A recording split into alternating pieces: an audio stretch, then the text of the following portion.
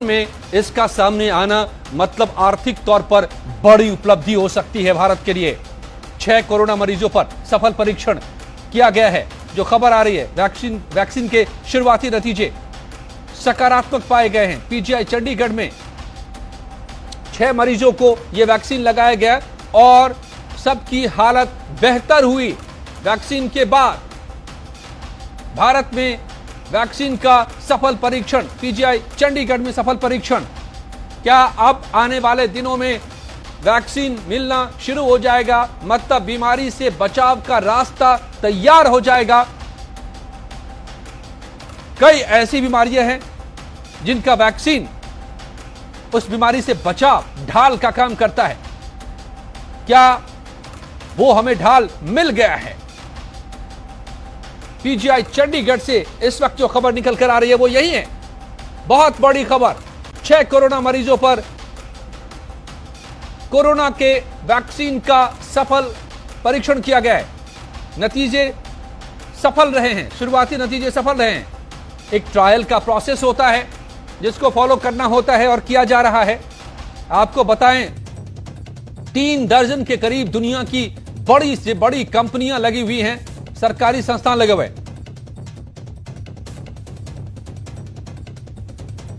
और भारत में भी कई संस्थान इसकी खोज में, वैक्सीन बनाने की खोज में लगे हुए थे। लेकिन ये पहली सफलता मिलती दिखाई दे रही है पीजीआई चंडीगढ़ को। बड़ी खबर इस वक्त की, वैक्सीन का सफल परीक्षण पीजीआई चंडीगढ़ में। आपको बताएं कि पीजीआई देश का बेहतरीन संस्थान है। 3 केंद्र सरकार के बड़े संस्थान हैं मेडिकल से जुड़े हुए, all India institute of medical sciences Delhi, PGI Chandigarh और पीजीआई पौंडीचेरी। और ये 3 संस्थान केंद्र सरकार से फंडेड और संचालित होते हैं और देश के प्रीमियर इंस्टीट्यूट हैं ये, और यहीं पर से बेहतर खबर निकल कर आ रही है। उमेश शर्मा हमारे संवाददाता चंडीगढ़ से जुड़ गए हैं। उमेश, क्या यह जानकारी निकल कर आ रही है? जी देखिए, बड़ी एक राहत की खबर कहें, बड़ी एक सुकून की खबर कहें कि पीजीआई चंडीगढ़ से निकलकर जो आई है, क्योंकि कुछ दिन पहले जब देश के 3 बड़े अस्पतालों को एमडब्ल्यू वैक्सीन के ट्रायल का जिम्मा सौंपा गया था, एम्स दिल्ली, एम्स भोपाल और पीजीआई चंडीगढ़, तो पीजीआई चंडीगढ़ से जो खबर निकल कर आई वो ये निकल कर आ रही है कि 6 मरीजों पर इसका ट्रायल हुआ और उसके जो परिणाम, यानी कि जो राहत की बात है कि उन मरीजों पर इसका असर देखने को मिल रहा है। हालांकि ये शुरुआती एक तरह से ट्रायल का पहला कहीं आप चरण कह सकते हैं। शुरुआती जो उनको संकेत मिले पीजीआई को वो बहुत अच्छे, और यानी कि आगे इस ट्रायल को बढ़ाने के लिए कहा जाता है कि अगर शुरुआती संकेत अच्छे हों तो आगे भी ट्रायल इसका चलेगा। तो अभी 6 मरीज, हमारे पास ये पुख्ता जानकारी है कि 6 मरीजों पर यह ट्रायल किया गया और उनको अच्छा एक पीजीआई को इसमें संकेत मिला है आगे बढ़ने के लिए।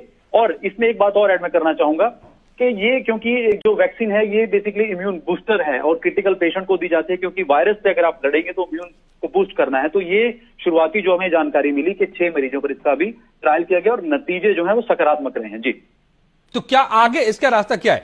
मतलब कि कितना और वक्त लग सकता है इसको? क्या कब से मरीजों को ये मिलना शुरू हो सकता है?